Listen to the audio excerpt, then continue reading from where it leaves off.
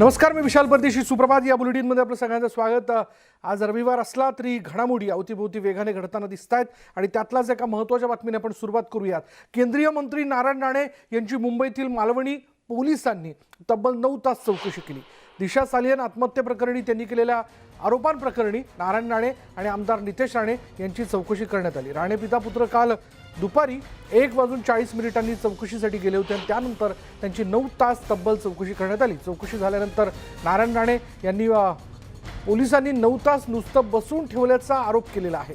गृहमंत्री अमित शहांना फोन केल्यानंतर पोलिसांनी सोडल्याची माहिती नारायण राणे यांनी दिली.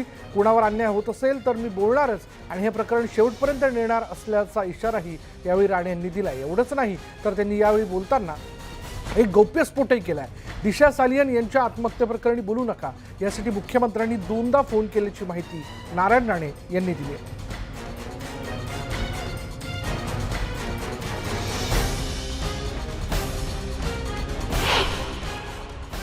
मागे 9 तास आम्ही पोलीस स्टेशनमध्ये होतो.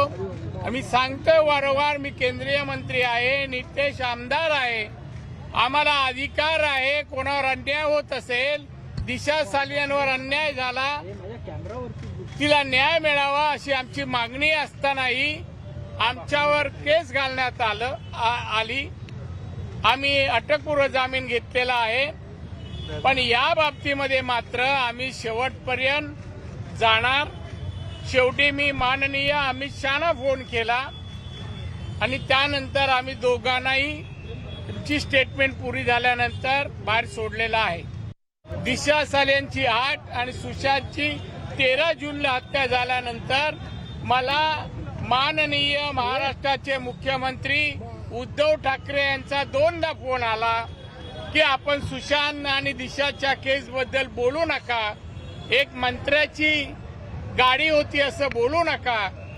तर मी बोललो असं का बोलायचं नाही, आम्ही लोकप्रतिनिधी आहे, नाही तुम्हाला पण मुलं आहेत, तुम्ही असं काय करू नका. मात्र हे वाक्य माझ्या स्टेटमेंटमधून वगळलेलं आहे. मी सावरवर सांगतो की ते वाक्य टाका, पण ते वगळलंय. याचाच अर्थ ही आजची केस राजकीय हेतूने प्रेरित होऊन मुद्दामून आमच्यावर दबाव टाकण्याचा प्रयत्न करतायत. माननीय पवार साहेब असे म्हणाले, नारायण राणेलाही अटक झाली होती, त्याचा मंत्रिपदाचा राजीनामा का घेत नाही? वा पवार साहेब, काय बोलावं का क्यू करावी या वाक्यावरून आपली मला कळत नाही. अहो, आमचा कोणी दाऊद दोस्त नाही, आमचा कधी संबंध आला नाही, तो देशद्रोही आहे. आमच्या हजारो लोक बॉम्ब ब्लास्ट मध्ये मारले आहेत. त्या दाऊदशी नवाब मलिकचा संबंध आहेत आणि म्हणून त्याला अटक झाली. म्हणून आम्ही मागणी करतोय राजीनाम्याची. संत राजीनामा मागितला पाहिजे, मागा ना, कोण नाही म्हणते. हेच तर केलं आयुष्यभर, हीच तर तुमची पुण्याई आहे. आणि याचबद्दल आपण प्रतिक्रिया जाणून घेणार आहोत. आपल्याबरोबर आहेत विधान परिषदेचे विरोधी पक्षनेते प्रवीण दरेकर. प्रवीण भाऊ, आपण बघताय काल कशा प्रकारे नारायण राणे आणि नितेश राणे या दोघांनाही पोलीस स्टेशनमध्ये 9 तास बसून ठेवण्यात आलेलं होतं आणि त्यानंतर पवारांचं वक्तव्य, काय आपली प्रतिक्रिया?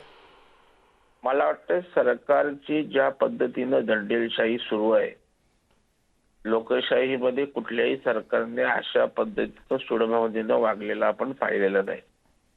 आणि त्यांचे मंत्री आत असल्याचा जो पोटशूळ आहे तो पुन्हा पुन्हा बाहेर येतोय.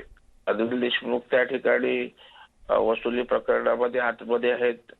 नवाब मलिक त्या ठिकाणी बॉम्बस्फोटातील दाऊद जो महत्वाचा आरोपी आहे, त्या बॉम्बस्फोटातील आरोपींच्या जागा घेणारा नवाब मलिक आत आहे, मंत्री तो राज्यातल्या सरकारमध्ये आहे.